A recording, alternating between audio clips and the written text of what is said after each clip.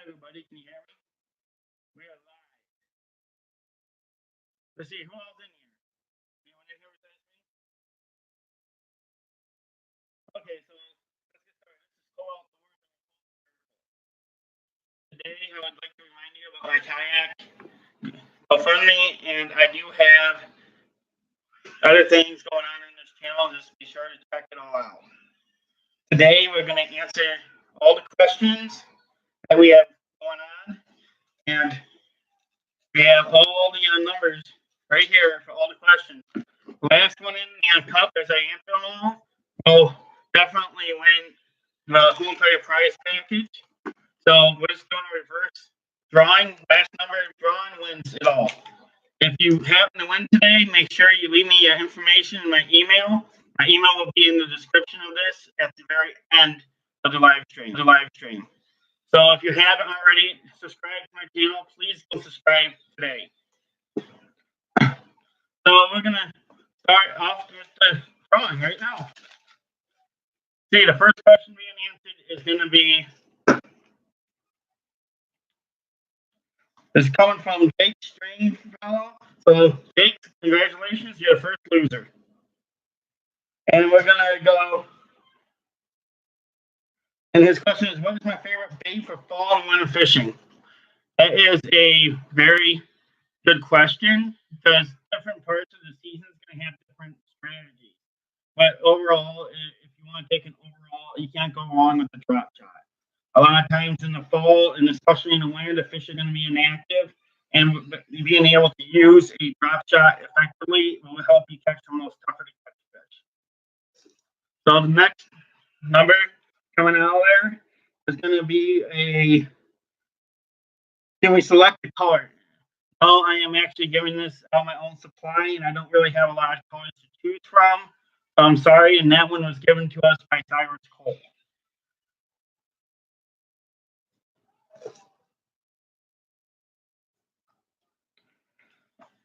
Okay, let's see. The next question is, what is your favorite bait company? And that comes from Aesthetic Fisherman. And my favorite bait company overall is Strike King. I use Strike King lures almost exclusively, especially during tournaments. Because I just don't know anything that beats them. Flipping and pitching into brush, or you've got your 1.5 KVD crankbait. So if I had to pick only one company to go with, I am going with Strike King.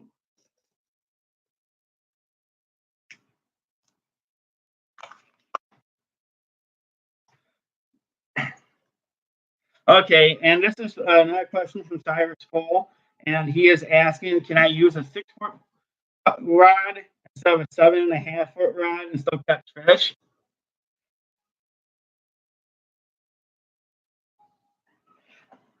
And that's a good question, and it depends on what you're doing, but overall, you can do any technique with any length of rod. But doing it effectively and being able to drag the fish out heavy cover and stuff, you may not be able to get the backbone you want. So it really is, the length of a rod usually doesn't matter as much as the action. Your light action, your heavy action, and all of those is more important than the actual length of your rod. But the longer your rod is, the longer cast you can get. And then with crankbaits, that makes a big difference, because with crankbait, the longer cast allow you to get the crankbait down to its actual working depth. Because you have to remember, when you make those long casts, it goes down, it comes back up. And you're only fishing a short amount of extent of that cast. So if you're using a shorter rod with baits like crankbaits, you're working the actual fighting depth a lot different. And it's just a bonus tip. If you're fishing trees down at the bottom and you know you want to fish a certain kind of those trees, and let's say you need to get down 10 feet, make sure you make a long cast beyond those trees with the crankbaits getting down to that depth. Because if you're casting right to where the tree is, the crankbait's never going to get down deep enough to fish that one tree. The idea is to cast beyond it and work it back through. So you have your advantages and disadvantages with the shorter rod.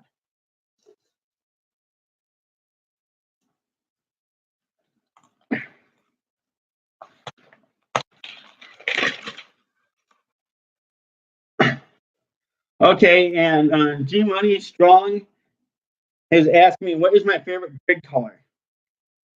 My favorite jig color is actually the one I'm giving away in this giveaway, and it's always got a little bit of brown in it, and I always want some little bit of blue in there, where if I can make a cast, I can fish it on the fall, and then I can pick it up and swim it like a bluegill.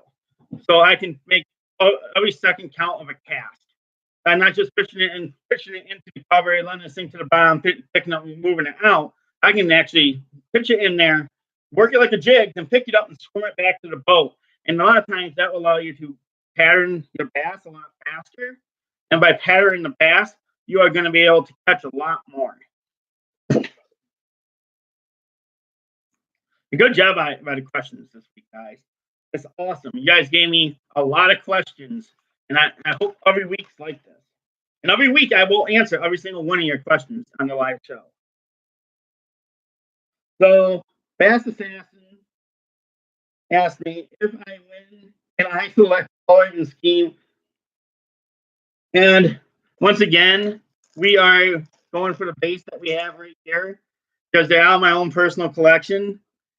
And it's extremely hard for me to edit colors because it's very limited. So the answer is no, you don't get to pick. So we're going up to the next question. The fourth question asked this week. What water temperature do bass move in the shallows? And it was asked by Cyrus Kohl. And bass are going to position for spawn about 50 degrees, but you'll find bass in the shallows year round. Unless you live somewhere the water gets extremely cold. But if you're down south, you'll still find those cold water bass up there, even when the water's in the high 40s. So, but all they do is get lax on, and it gets extremely hard to catch. Downsize, and because you're going to get them one of two ways. You're going to get them by a reaction bite, or you're going to have to use a smaller drop shot to present something that they are currently eating.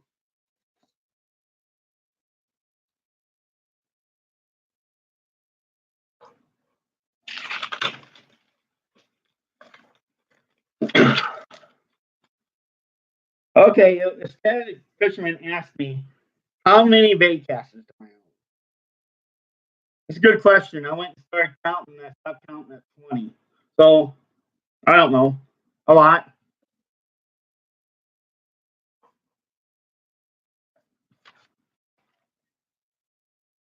Okay, the next question is, what state are you in? And that's from I'm Hooked on TV. I am in northern Michigan.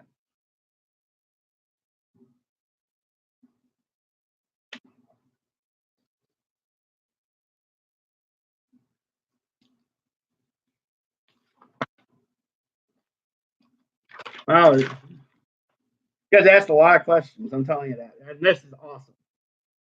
How many fish have I caught this year? Asked by Bass Assassin. Once again, I don't keep track. A lot.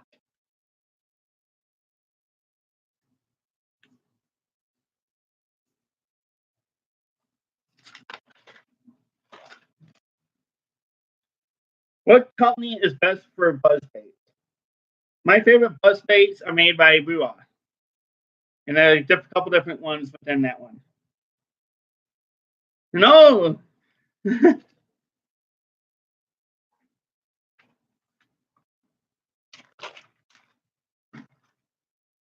Okay, and this is from Jake Springpro.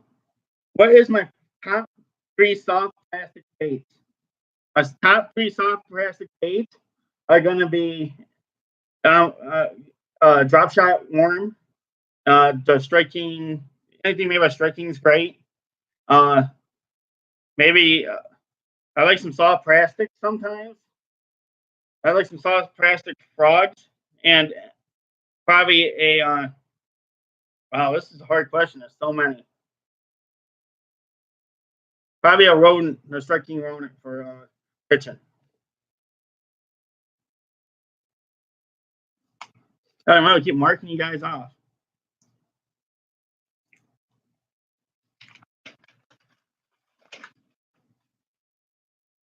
Best tips for bank, boat, and kayak is a question from a static fisherman.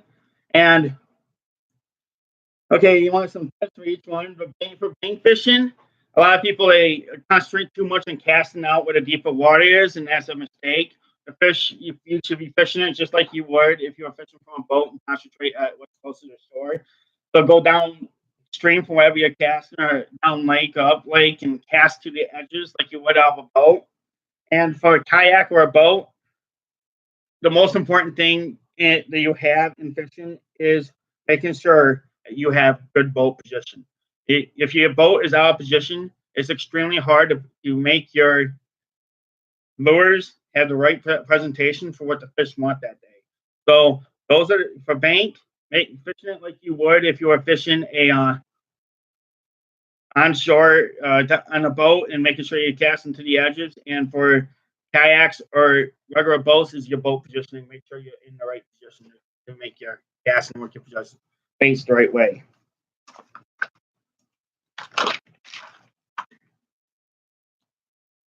Have you ever tried Lucky Box subscription? That's from Jake Stringfellow. No, I have not. Maybe someday in the future I will. So we'll see what happens.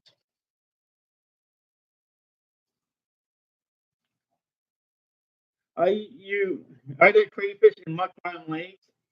And that came from Cyrus Kohl. And yes, there are crayfish in Muck Bottom lakes. I can think of 2 Muck Bottom lakes I've fished, and I've seen crayfish in them.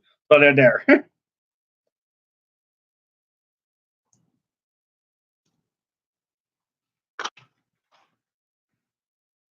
What if a weed line goes through past a dock? How do you fish it? That comes from Cyrus Cole. And that's a good question. I would use a frog on it. And I would know, and I would also know that the shade is going to be where the fish are during the middle of the day. But when it gets to late evening, instead of moving out to the edge of the dock, they're going to move out to the edge of the weed line. So, frog during the middle of the day, concentrating on the deep cover stuff and the edges of the grass line at night and in the morning.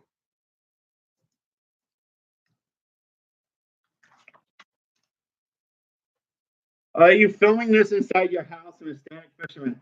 And yes, a lot of these are coming from my actual workshop where I actually film most of my videos.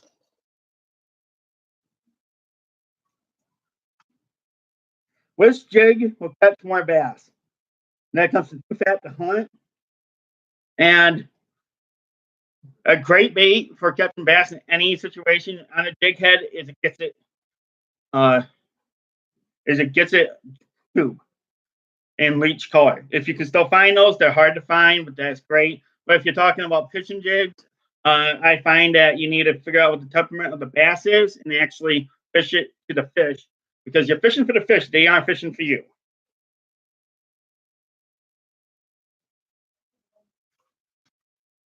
What is the best presentation for bass? It comes from Cyrus Cole. And once again, you don't pick this presentation for the bass, they pick it themselves. Pay attention to what your fish are doing and try to actually pick them apart, because you can pattern those bass, and that's how you're going to catch a bass.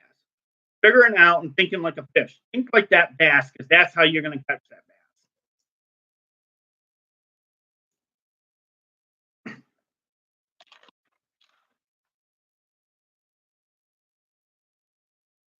Okay, this one comes from Bass Assassin. And where's my favorite jig? So if you're talking football jig, I absolutely love his half-ounce tour guide Strike King jigs. I'm actually giving you guys some of my favorite jigs right here. And this is the premier model. And this one's just the same one as the other one, the football jig and the 3/4 ounce. So those are my favorite jigs.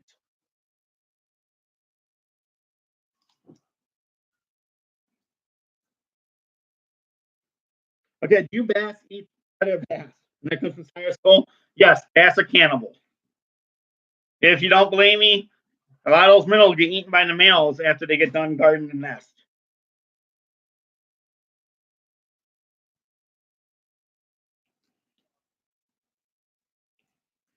Okay, question number 12 is, have I ever thought about an easel and a chalkboard during these videos? And yes, I have thought about that, but a lot of times I am not paying close attention to how long my audience actually pays attention. And most of my audience leave my videos at about the 3-minute mark. So making a 5-minute mark, make 5-minute video, there's 2 minutes of stuff that don't get watched. So if I make my videos 3 to 5 minutes, I know at the very end they're not going to get there. So most of my videos, if you pay attention, are the 3:30 till 6-minute mark for that reason. And using the insole and starting to break stuff down a lot farther would make my videos go out to 10 to 15 minutes a piece. And so I'd have a lot of stuff that wasn't being viewed. So it's just easier for me to sit in front of my studio and actually just give you guys a quick rundown of what's going on, and I'm not wasting a lot of your time. I can do it faster by just telling you what it is and letting you guys' imagination work.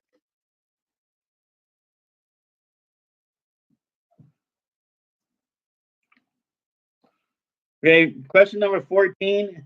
What if the bottom is covered in rocks?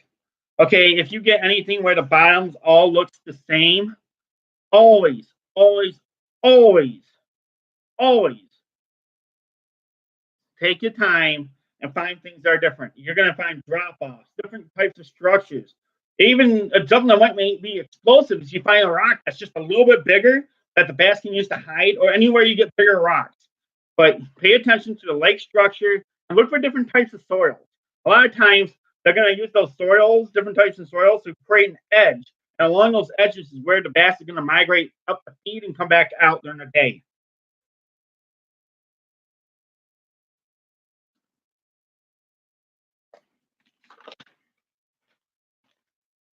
Okay, next question comes from I Am Hooked. And it says, can I make a video on where to find bass depending on the season and the time of year? And yes, I have been doing that, and I'm currently working on one.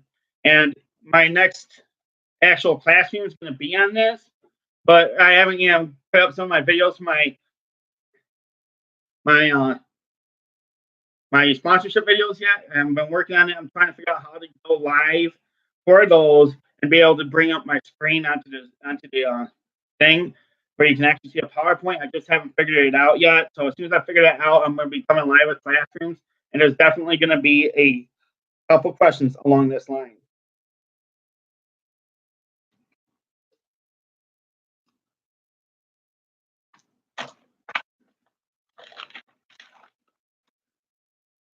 What is your favorite go-to bait for winter and fall fishing? That comes from Jake Stringfro.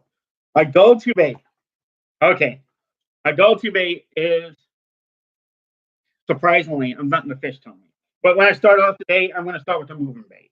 Something I can use to locate fish. And if I don't get spit on that, I'm going to slow down. I'm going to go put drop shot.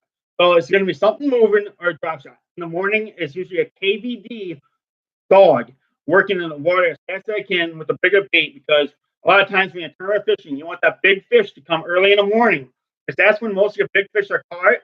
In the mornings, I usually concentrate on my big fish, then I move to my smaller fish to finish out my limit. And then here's a little quick tip that a lot of people don't tell you, is you're going to get that extended bite for the big fish on the east coast of the lake, and always concentrate on the shadows, because the bass are going to use those shadows to attack the prey. So in the morning, east side of the lake, in the shadows.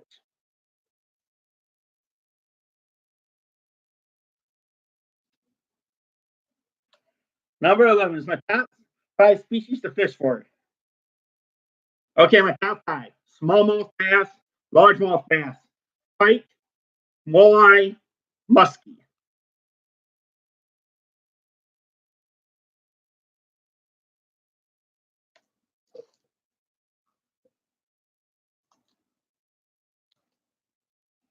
What is the maximum length a largemouth bass will go? A maximum depth. A largemouth bass will go as deep as the thermaline.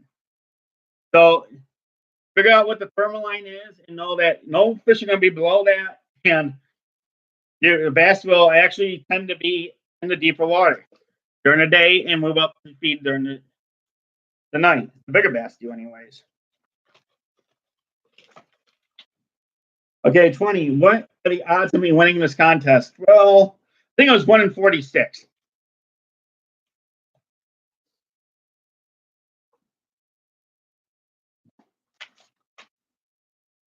What colored jig and trailer do I use? Well, I use the pumpkin colored with the little blue in there, with matching the hatch with the trailer. I'll try to match what the actual prey that I think the eating that day is. A lot of times, if it's crayfish, I have studied them enough to know what color the claws turn during different times of year. So I'm going to go through. I'm going to use that knowledge I have in my head to make determination on my trailer that I want to mimic what they're eating during the day.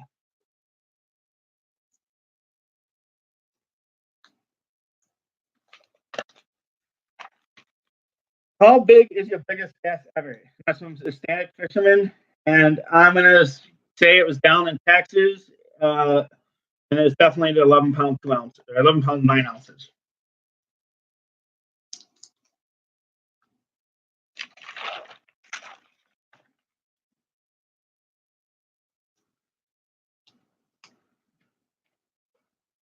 Okay, this one is number 18, and it's what is your best lure for fall season, and which will catch the most fish? Once again, listen to the fish, and they'll tell you what they want. Start with a confident bait and nail down from there.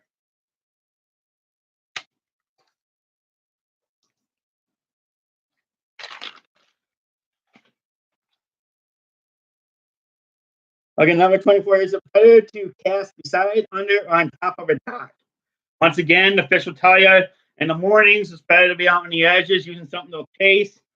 During the middle of the day when the sun is highest, they're usually the deepest underneath the dock if you can reach in the shadows.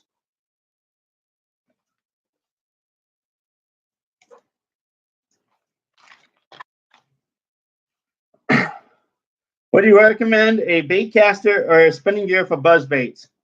I have always used definitely bait casters for crankbaits. But if you're weak at actually using a bait caster, I think you should actually look at using a spinning rod. It can be done, but it's a great idea to be able to use that crankbait, that bait caster, because it gives you a lot more cranking power. And a lot of times, those buzz bait fish, you want to take advantage of the feed in the morning as quick as you can. You want to get them in as fast as you can if you get the buzz bait out.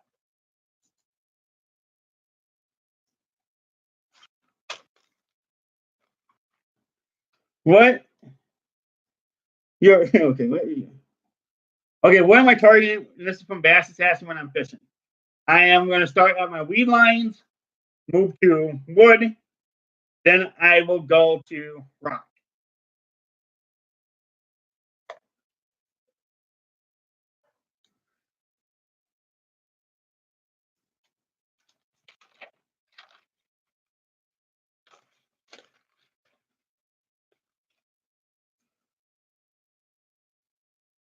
Okay, and this comes from Side Cole. Is after catching a bass off a dock, should I try for more? And I am going to tell you right now, it depends on what part of the country you are in. It depends on the lake. It depends on the kind of structures in the lake. If you're in a lake with thousands of docks, it might be best to go one dock to another because it's going to be abundant structure. Figure out where they are.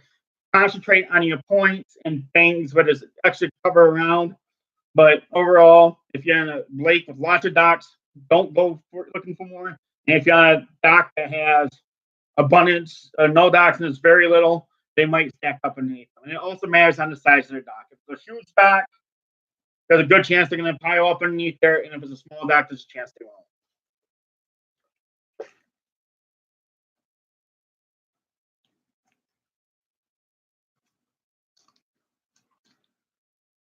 Okay, and next question is, what is my favorite fish to catch? And it comes from a static fisherman and a smallmouth bass.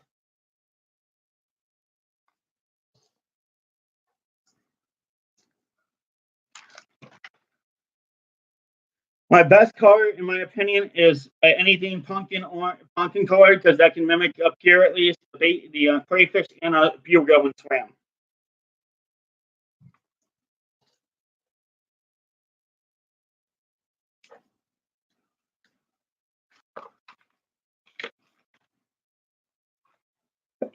How long have I been fishing? I've been actually. Let me see here. There's a picture of me when I was fishing. This picture right here is the first bass I ever caught. and I wasn't even 2 years old yet. I caught my first bass when I was 1 year, 11 months old.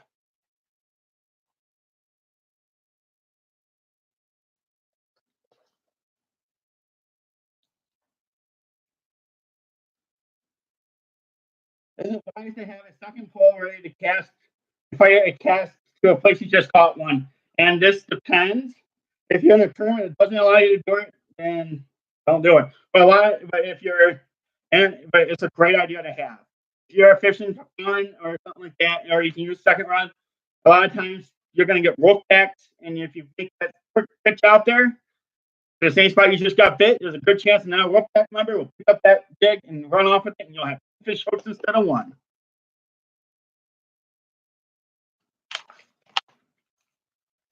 I have those fat hunter, fat hunt asked. I'm sorry, you that on this question you can't because you it missed.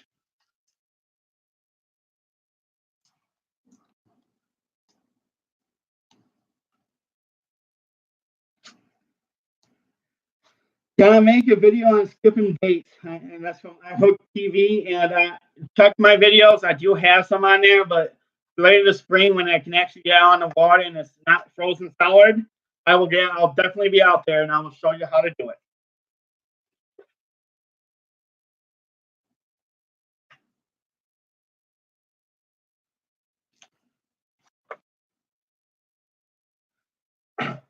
Do bass go shallow if water temp is below 50 degrees? And yes, bass do go shallow when it's below 50 degrees.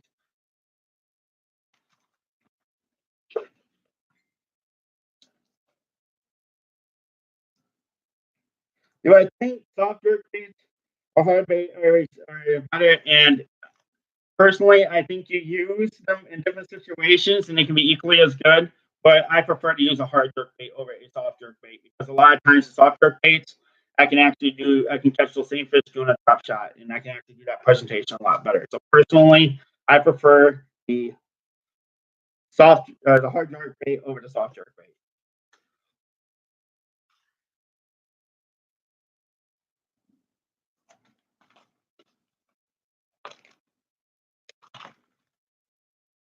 Okay, and this one comes from the Hunt. It is that Greg Hinckley's face on those jigs? Let me look. Nope, it's not.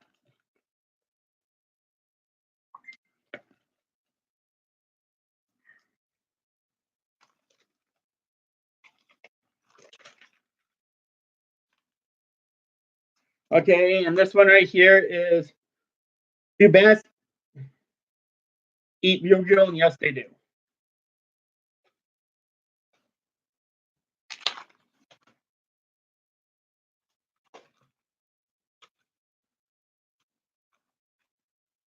And then Ty Cole asked me if I pay shipping, and I definitely am going to pay shipping if you live in the continental United States.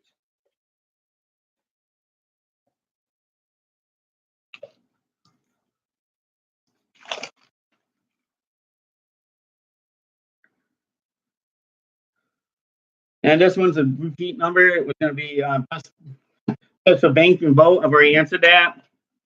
And the winner of this is going to be Cy Cole with his question on. I already know it's going to be him because he asked like the first 13 questions. So let's see here.